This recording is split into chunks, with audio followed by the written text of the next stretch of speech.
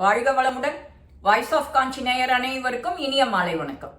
இன்னைக்கு ஸ்ரீ பெரியவா அனுபவத்துல என்ன பார்க்க போறோம்?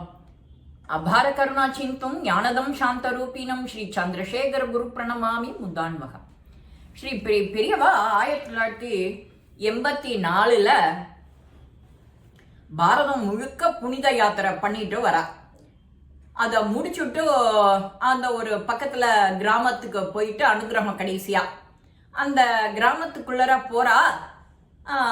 அந்த முகாமுக்கு ஒரு பாமர பொண்ணு, துப்புரவு தொழிலாளி அஞ்சலை, அவ தரிசனத்துக்காக வந்திருக்கா. எப்படின்னு, பெரியவா சுவாமி அவருக்கு இன்னும் மரியாதை பண்ணணும், இப்படி சுத்த பத்தமா போகணும், அது எதுவுமே தெரியாத ஒரு அப்பாவி இன்னசென்ட்.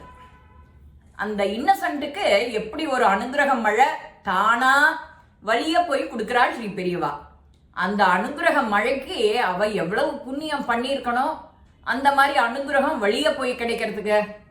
அவ ஸ்ரீ பெரியவால பார்க்கறதுக்கு வந்திருக்கா. எப்படி வந்திருக்கா? இங்க ஏதோ சாமியார் வந்திருக்காராமே, அந்த சாமியாரை பார்த்து ஒரு நமஸ்காரம் வணக்கம் சொல்லிட்டு, அது நமஸ்காரம் கூட தெரியாது இல்லையா, வணக்கம் சொல்லிட்டு போறதுக்காக வரா. தன்னோட 2 குழந்தைகளை அழைச்சிண்டு, அந்த 2 குழந்தைகளும் பக்கத்துல அவ பக்கத்துல நின்றுட்டு இருக்கு. ஸ்ரீ ஸ்ரீ பெரியவால சாமியாரை பார்த்தாச்சு, நம்ம நகர்ந்து போகலாம் அப்படின்னு அவ நகரும் போது ஸ்ரீ பெரியவா விடாத அவளுக்கு அனுகிரகம் கொடுக்கணும்னு பெரியவா திட்டம் போட்டுட்டா ஆல்ரெடி. அது போட்டாக்க நடக்காத விடுமோ? பெரியவா தன்னோட அணுக்க தொண்டர்கிட்ட கேட்குறாளாம், அவளை போறத அவகிட்ட என்ன பேருன்னு கேளு அப்படின்னு. அவ உடனே பேர் என்னன்னு கேட்ட உடனே அவளை நகர விடலை. அஞ்சலைங்க, எனக்கு 2 குழந்தைகள், இந்த 2 குழந்தைகளோட அழைச்சிட்டு வந்திருக்கேன் அப்படின்னு சொல்லிட்டு திரும்ப அவ நகரத்துக்கு தான் முயல்றா. ஆனா போக விடலை ஸ்ரீ பெரியவா. சரி, அவளை பத்தி கேளு அப்படின்ன உடனே எல்லாத்தையும் இதை சொல்லிட்டு அங்கேயே பயந்துட்டு நிக்கிறா. அங்கேயே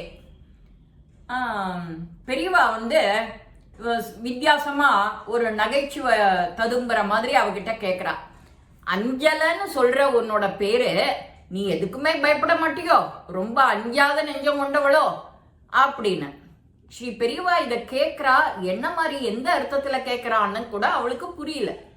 அவ்வளவு இன்னசென்ட் பக்தி. இந்த மாதிரி பக்தி தான் இப்போ நமக்கு வேணும். எதையும் எதிர்பார்க்காத, புரிஞ்சுக்காத அந்த மாதிரி ஒரு பக்தி வேணும்.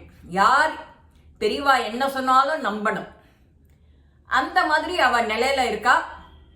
ஸ்ரீ பெரியவா அவளோட பதிலுக்கு கூட காத்திருக்காம, சரி நீ உன்னோட 2வது பையன் எங்கேயோ டெல்லியில வேலை பார்க்கறதா சொன்னியே அப்படின்னு திரும்ப சொல்றாளாம் பெரியவா.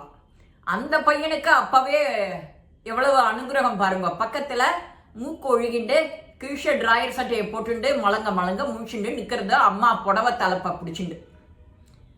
இந்த பையனுக்கு அப்படி ஒரு அனுகிரக மழை 1984. திரும்ப அஞ்சாத நெஞ்சோங்கிறது ஸ்ரீ பெரியவா சொன்ன அந்த பேரு, பெரியவாளுடைய முகம் எல்லாம் அவளுக்கு மனசுல நிறுத்தினுட்டான். அஞ்சலை அந்த கிராமத்து வாசிகள் தானே, அதனால அவளுக்கு ரொம்ப ஈஸியா அந்த இது இருந்தது அனுகிரகம். அத அவ டெய்லி குளிச்சுட்டு ஆகாசத்தை பார்த்து கற்பூர ஆரத்தி காட்டுவாளாம். பெரியவாளுடைய படத்தை கூட நம்ம வீட்டில் வச்சுக்கிறதுக்கு நமக்கு யோகியதை இல்லை அப்படிங்கிற ஒரு தாழ்வு மனப்பான்மை. அவ பெரியவா வானத்துல தான் இருக்கா, அகண்ட மனசோட எல்லாருக்கும் அனுகிரகம் பண்ணிட்டு இருக்கா. நமக்கு தெரியும், அவளுக்கு அப்ப தெரியாத வயசுல அவ மலங்க மலங்க முடிச்சுட்டு ஆரத்தி காட்டுவாளாம், கற்பூர ஆரத்தி காட்டுவாளாம் ஆகாசத்துக்கு. அந்த ஆகாசத்துல பெரியவாளுடைய உருவத்தை அப்படியே மனசுல கொண்டு வருவாளாம். அவ அதை காட்டிட்டு ஒரு கும்பிடு போட்டுட்டு அவ வேலையை தொடங்கறதுக்கு போயிடுவா. ஸ்ரீ பெரியவா வாயினால அவ அஞ்ச மாட்டா அப்படிங்கிற அந்த பேரு கோசரமே அவ வாழ்க்கையில என்ன துன்பம் வந்தாலும் ஈஸியா ஹேண்டில் பண்ணிட்டு போயிடுவாளாம். ஒரு படியா கடந்து வரா. இது ஒரு வாழ்க்கையில அடுத்த கட்டத்துக்கு போவோம் இல்லையா எல்லாரும், அதே மாதிரி அடுத்த 27 வருஷம் 2008 அந்த பையன் சின்ன பையன் மொட்டை அடிக்கிறதுக்கு தன்னோட குழந்தைக்கு 1 வயசு மொட்டை அடிக்கிறதுக்கு திரும்ப தன்னோட சொந்த ஊருக்கு வந்திருக்கான் குலதெய்வத்துக்கு பார்க்கறதுக்கு. குலதெய்வமா அவளை ஆட்கொண்ட ஸ்ரீ பெரியவா விடுவாளோ? அப்பவும் அதே ரத யாத்திரை ஸ்ரீ பெரியவா வந்து உற்சவ மூர்த்தியா அனுகிரக மூர்த்தியா இவளுக்கு காட்சி. இவ சந்தோஷம் அடைஞ்சுட்டா தன்னோட எக்ஸ்பீரியன்ஸ பக்கத்துல உள்ளவா கிட்ட சொல்றா. நான் இந்த மாதிரி 1984 பார்த்தேன் இதே சாமி தான் திரும்ப என்னை வழிகாட்டிட்டு திரும்ப அதே 27 வருஷம் கழிச்சு இந்த புள்ள டெல்லியில சென்ட்ரல் கவர்மெண்ட்ல ஹியூமன் ரிசோர்சஸ் டெவலப்மெண்ட் ஆபீசரா இருக்கான் அப்படின்னு இதெல்லாம் அப்ப சொன்னதை கூட அவ இப்ப நினைச்சு பார்க்கணும்னு தெரியல. சொல்றான் அந்த பையன், நான் இப்போ அப்படி இருக்கேன், அதுக்கு எல்லாம் இவர் தான் காரணம்னு சொல்லி அங்க இருக்கிறவா எல்லாரும் மெய்சில் இருந்துட்டு ஆனந்தமா பாக்குறாளாம்.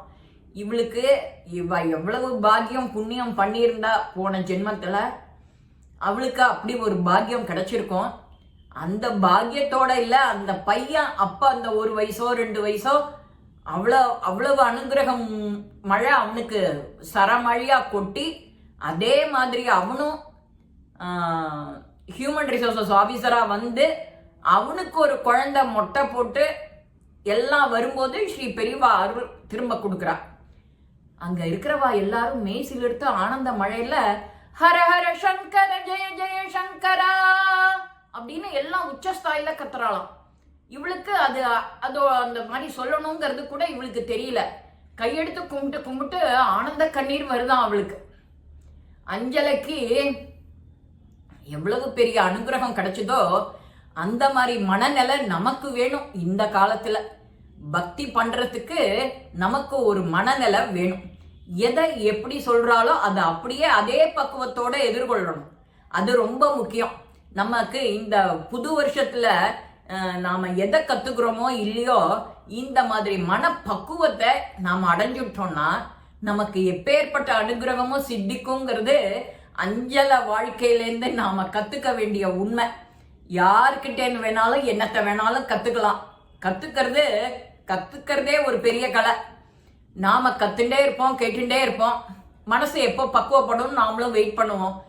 இந்த பதிவு உங்க எல்லாருக்குமே வழக்கம் போல பிடிச்சிருக்கும். லைக் பண்ணுங்க, ஷேர் பண்ணுங்க, பெல் பட்டனை கிளிக் பண்ணுங்க, சப்ஸ்கிரைப் பண்ணுங்க, கமெண்ட்ஸ் பாக்ஸ்ல கமெண்ட்ஸ் போடுங்க. ஸ்ரீ மகாபெரிவா திருவடிகளே சரணம். நல்லதே நடக்கும். ஆனந்தமா இருப்போம் நண்பர்களே. வாழ்க வளமுடன்.